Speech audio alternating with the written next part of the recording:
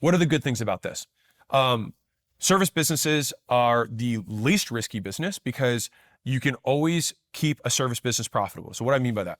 So outside of rent, which should be a lower cost relative to, whatever your business is, almost always for service, with the exception of maybe like a gym, or like a med spa or something like that, where you have like some capital intensive stuff, but that's less of a service business, more medical. I won't get into it. But for the vast majority that true humans are the labor, right?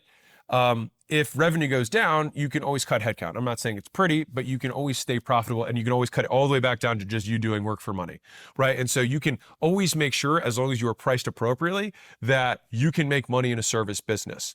Now, if you do a decent job for people, they will tend to stick around. And so it can be very stable. It's very predictable. The difficulty is, like, how do you triple a service business year over year over year? Incredibly hard to do, especially as you get bigger and bigger.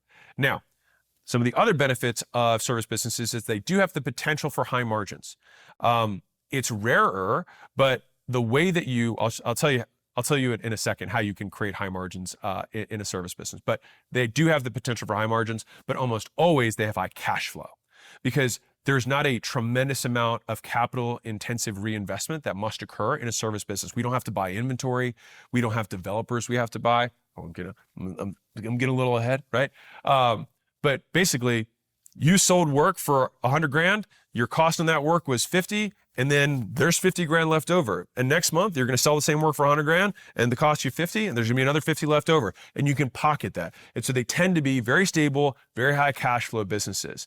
And I would say the majority of them, if you do a decent job, have pretty good retention, because people don't wanna learn it and they don't wanna do it.